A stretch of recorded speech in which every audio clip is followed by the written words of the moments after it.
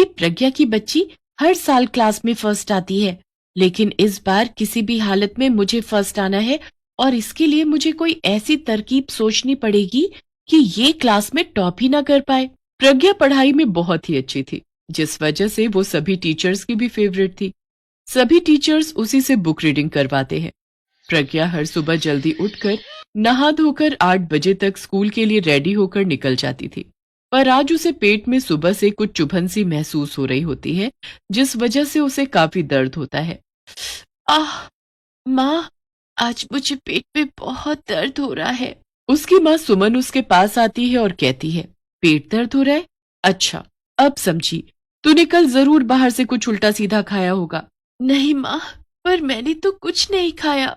अच्छा कोई बात नहीं मेरी बच्ची, आज स्कूल की छुट्टी कर ले।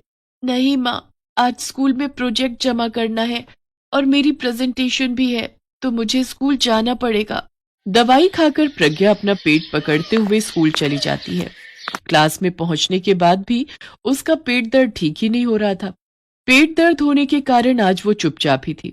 उसे चुपचाप देखकर उसकी फ्रेंड निशा ने उससे पूछा, क्या हुआ प्रज्ञा, आज तो इतना चुप क्यों है और तेरा चेहरा भी बड़ा उतरा हुआ लग रहा है।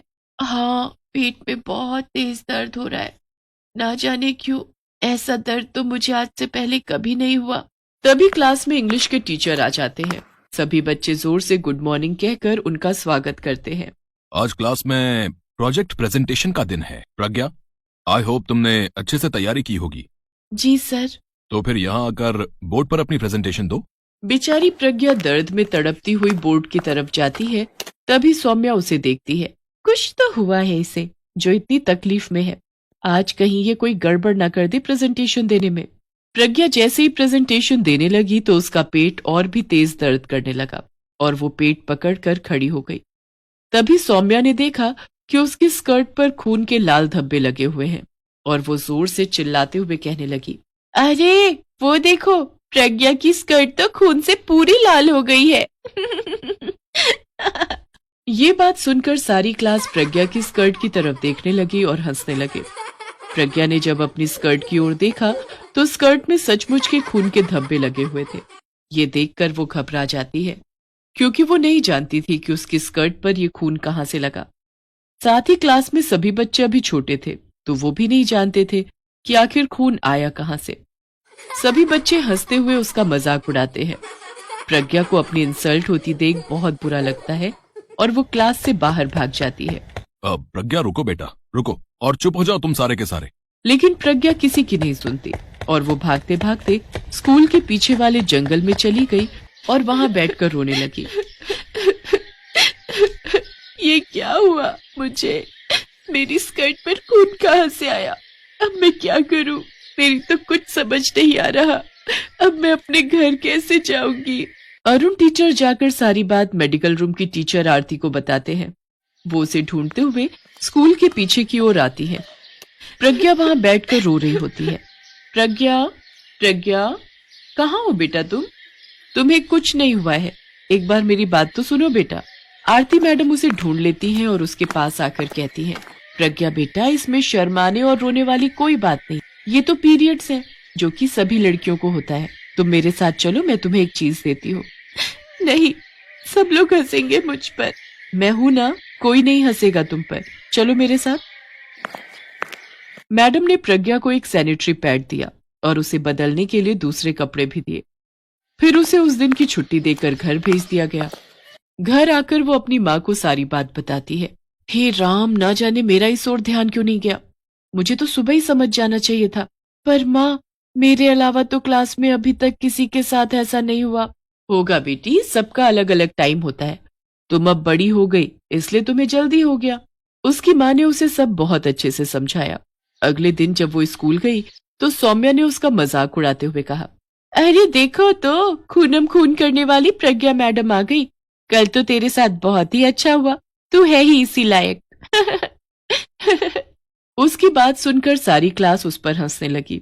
इस तरह हर रोज वो उसका मजाक उड़ाने लगी। बात यहाँ तक आ गई कि प्रज्ञा को अब स्कूल जाते हुए भी डर लगने लगा और वो घर पर ही रहने लगी और रोती रही। क्या हुआ मेरी बच्ची को, जो दर्द में भी स्कूल जाने के लिए तैयार रहती थी, अब वो स्कूल जाना ही नहीं चाहती।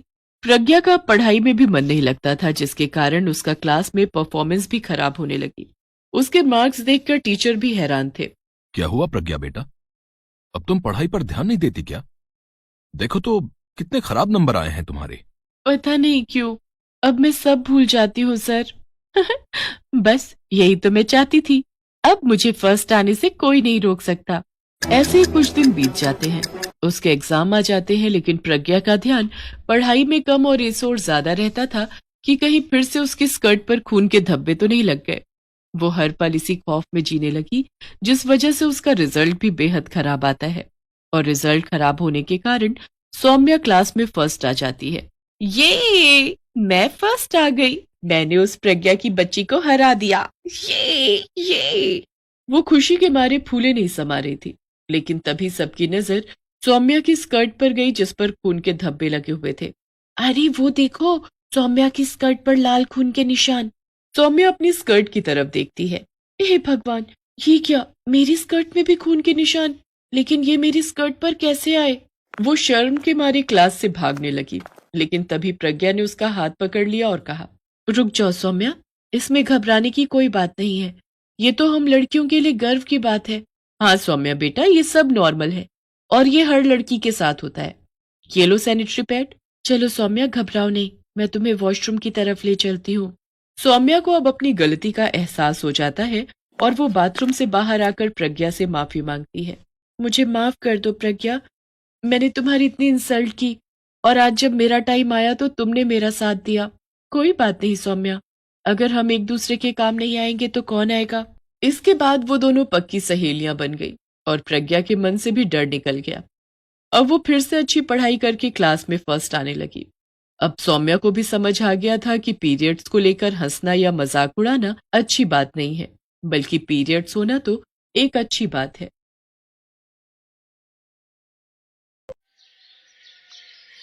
दीनापुर नामक गांव का एक स्कूल पढ़ाई से ज्यादा स्कूल में बने शौचालय के लिए जाना जाता था। ये लो 20 रुपए। मेरा नंबर कौन सा है? तीसरे नंबर पर जाना। भैया बहुत तेज लगी है, मुझे जाने दो। 20 रुपए हैं तेरे पास तो चला जाइयो। शेरा भैया मेरे पास 10 रुपए हैं, मैं 10 रुपए कल दे दूंगा, मुझे बहुत परेशानी हो रही है, मुझे जाने दो। चल जा यहाँ से, जब तक 20 रुपए नहीं देगा मैं तुझे शौच नहीं जाने दूंगा। बच्चा शौच नहीं जा पाता और उसकी निक्कर खराब हो जाती है। उसका बाथरूम निक्कर में निकल जाता है। ये आज ही नहीं, काफी समय से ऐसा होता आ रहा है। सरकारी स्कूल में बने शौचालय पर ठाकुर लल्लन सिंह ने हक जमाया हुआ है। ठाकुर लल्लन सिंह स्कूल शौचालय को पब्लिक शौचालय बनाकर पैसे कमाता है और लोग 20 रुपए देकर शौचालय का उपयोग करते हैं। ठाकुर लल्लन सिंह का गुंडा शेरा इस काम को संभालता है और उसके आगे बोलने की किसी की भी हिम्मत नहीं है। शेरा, एक छोटे से बच्चे को तुमने 10 रुपए के लिए शौच नहीं जाने दिया। तुम्हें पता भी है उस बच्चे की क्या हालत हो रही है। ऐसा है, अपना मुंह बंद रखो मास्टर जी, वरना हमेशा के लिए मुंह बंद हो जाएगा। तुम्हारे पास 10 रुपए हैं तो दो, मैं अभी से जाने दूंगा। तुम लोग गुंडागर्दी करके हम शरीफ लोगों को डराते हो, एक दिन तुम पर भगवान का कहर जरूर आएगा। ये लो 100 रुपए और इन 5 बच्चों को शौच जाने दो। ये हुई ना बात, तो मैं कौन सा मना कर रहा हूं। पीछे से ठाकुर साहब का जो हुक्म है मैं तो उस पर ही अमल कर रहा हूं। जाओ एक एक करके पांचो। ठाकुर लल्लन सिंह की इस गुंडागर्दी के खिलाफ कोई भी आवाज नहीं उठा सकता था। सबको अपनी जान प्यारी थी, भला कौन अपना मुंह खोलता। जैसे चल रहा था वैसे ही चलने दिया गया। सबसे ज्यादा परेशानी गांव की लड़कियों को होती थी। उन्हें स्कूल का शौचालय इस्तेमाल करने की इजाजत नहीं थी।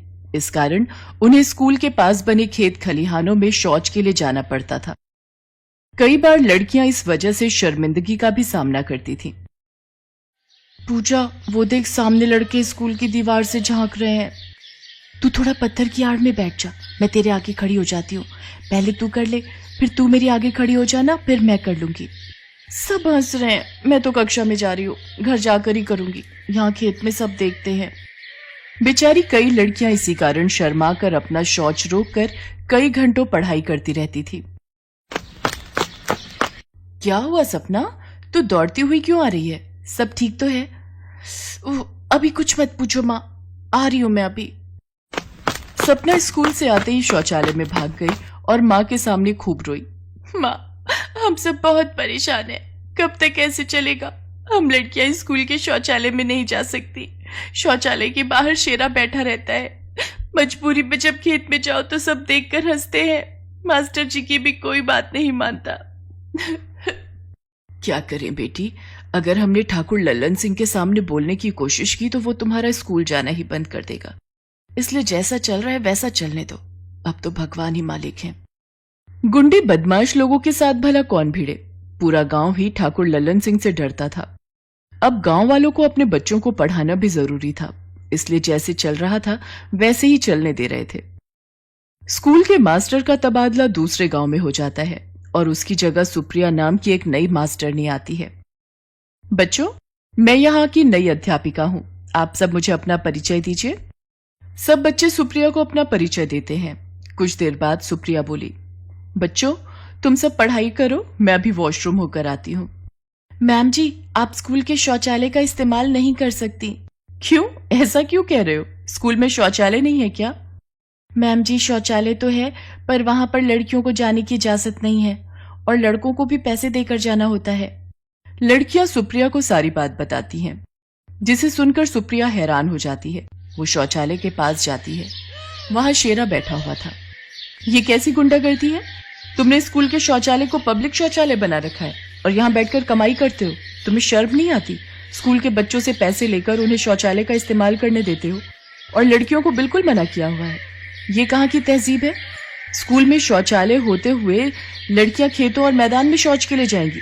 ये बात बिल्कुल गलत है। आगे से हटो, ये कुर्सी हटाओ, मुझे वॉशरूम जाना है। ओ शहरी मैडम, ये शहर नहीं गांव है। यहाँ ठाकुर लल्लन सिंह का राज चलता है। तुम शेरा और ठाकुर लल्लन सिंह को नहीं जानती हो, वरना इतनी चपड़ चपड़ ना करती। ये शौचालय लड़कियों और औरतों के लिए नहीं है। अगर तुम्हें ज्यादा ही जोर की लगी है तो जाओ, सामने खेत है, वहां छुप कर लो। नहीं तो कहो तो हम साथ चल लें, हैं? सुप्रिया शेरा को जोरदार चांटा लगाती है। बदतमीज, तुम्हें शर्म नहीं आती कि एक औरत से कैसे बात करते हैं? तेरी इतनी हिम्मत कि तू शेरा पर हाथ उठाती है। आज तेरी खैर नहीं, पूरे गांव के सामने तेरी अच्छे से खबर लूंगा। छोड़ो, मुझे छोड़ो, ये क्या जबरदस्ती है? तभी ठाकुर लल्लन सिंह वहां आ जाता है। अरे गुस्से में बावला हो रहा है क्या? अगर इस तरह स्कूल की मास्टरनी को बीच सड़क पर कुछ कहा तो पुलिस वाले हमें ही धर लेंगे। छोड़ दे इसे। जो काम ठंडे में हो जाए वही सही है। और वैसे भी मास्टरनी लगता है नई नई आई है गांव में, इसलिए पहली गलती है, माफ कर देते हैं। सुप्रिया शहर की लड़की थी। उसने अत्याचार से डरना नहीं लड़ना सीखा था, इसलिए वो हार नहीं मानती। सुप्रिया स्कूल के शौचालय में जो भी धोखाधड़ी हो रही थी उसका पूरा वीडियो अपने मोबाइल में बना लेती है और उसे अपने सोशल मीडिया पर पोस्ट कर देती है। ये वीडियो लल्लन सिंह और शेरा तक भी पहुंच जाता है और लल्लन सिंह बदला लेने के लिए रात के समय शेरा के हाथ सुप्रिया को उठवा लेता है। पहली बार ऐसा कोई देखा है जो लल्लन सिंह से पंगा ले रहा है। सचमुच लड़की, तुझमें बड़ी हिम्मत है। मालिक, पूरा वीडियो बनाकर इसने अपने फोन में डाल दिया। वो तो मेरे दोस्त ने मुझे भेजा, इसकी वजह से पता चला। हमारा काम बंद हो गया और ऊपर से बदनामी अलग हुई। इसे ऐसे मत छोड़ो मालिक, इसका कुछ करना ही होगा। करना क्या है, जिंदा जला देंगे। उससे पहले इसका एक वीडियो और बना लें जिसमें ये बोलेगी कि इसने जो वीडियो डाला था वो झूठ था, इसीलिए ये बदनामी से बचने के लिए आत्महत्या कर रही है। मैं मर जाऊंगी पर ये झूठा वीडियो नहीं बनाऊंगी। लल्लन सिंह और शेरा भी अपने आदमियों के साथ सुप्रिया के साथ जबरदस्ती कर ही रहे थे कि तभी पुलिस के सायरन की आवाज आ जाती है। ठाकुर साहब, पुलिस, और आपकी हवेली पर, वो भी इतनी रात को।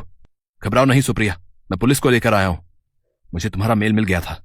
ठाकुर लल्लन सिंह, हमें सब पता चल गया है। तुम गांव के स्कूल के शौचालय का गलत इस्तेमाल करते हो, वहां धोखाधड़ी चलती है। सब कुछ हमने वीडियो में देख लिया है। स्कूल के बच्चों पर अत्याचार करने और गैर कानूनी ढंग से स्कूल के शौचालय को चलाने के जुर्म में हम तुम्हें गिरफ्तार करते हैं। अरे अरे, ये लड़की झूठ बोल रही है। मेरा गांव में बहुत रुतबा है। इंस्पेक्टर साहब, ये झूठ बोल रहा है। इसने हमारे गांव में बहुत ज्यादा गुंडागर्दी फैला रखी थी। वो तो भला हो सुप्रिया बेटी का, जिसकी वजह से आज इस जैसे अत्याचारी ठाकुर से हमें छुटकारा मिला है। हाँ, ले जाइए इसे इंस्पेक्टर साहब, इसके पाप का घड़ा अब भर चुका है। पुलिस लल्लन सिंह, शेरा और उसके सभी आदमियों को पकड़कर ले जाती है। थैंक यू दीपक, आज तुम समय पर पुलिस को ले आए, वरना अब दोस्तों तो दोस्ती तो निभानी पड़ेगी। चलो अब मैं चलता हूं, अपना ख्याल रखना। गांव वाले सुप्रिया के साहस की बहुत प्रशंसा करते हैं। जुर्म सहना भी एक गुनाह है। जुर्म के खिलाफ लड़ने वाला ही जीत का ताज पहनता है और गांव वालों के कहने पर सुप्रिया वहां की नई जमींदार बन जाती है। उस दिन के बाद स्कूल के शौचालय का कभी भी गलत इस्तेमाल नहीं हुआ। बच्चे ये सब देखकर बहुत खुश थे, खासकर वहां की लड़कियां।